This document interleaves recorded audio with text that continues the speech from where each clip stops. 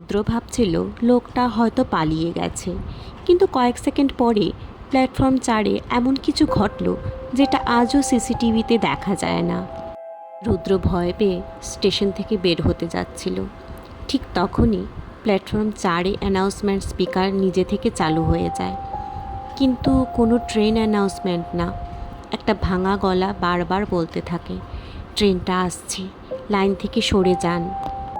বৃদ্ধা কাপা গলায় বলল, আজ সেই অ্যাক্সিডেন্টের দিন। প্রতি বছর এই রাতে ও আবার ফিরে আসে। রুদ্র অবাক হয়ে জিজ্ঞেস করল, কিন্তু কেন? বৃদ্ধ উত্তর দিল, কারণ ওই রাতে তার ছোট্ট মেয়েটা ট্রেনে চাপা পড়েছিল। হঠাৎ রুদ্র দেখল দূরে রেল লাইনের পাশে একটা ছোট্ট মেয়ে দাঁড়িয়ে আছে, সাদা ফ্রক, ভেজা চুল, মাথা নিচু।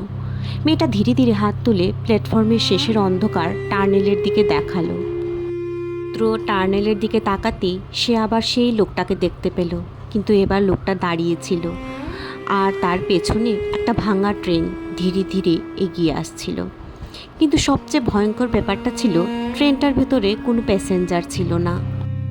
লোকটা ধীরে রুদ্রের দিকে তাকিয়ে বলল, আজও ট্রেনটা লেট। তারপর পুরো প্ল্যাটফর্মের লাইট হঠাৎ বন্ধ হয়ে যায়।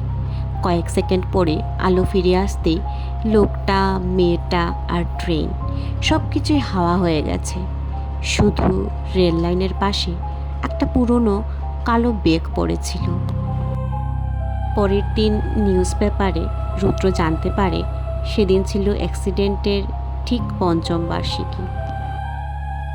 গল্পটি যদি তোমাদের ভালো লেগে থাকে তাহলে একটা লাইক করে দিও, কমেন্ট করে জানিও কেমন লাগলো, আর সাবস্ক্রাইব করতে ভুলো না।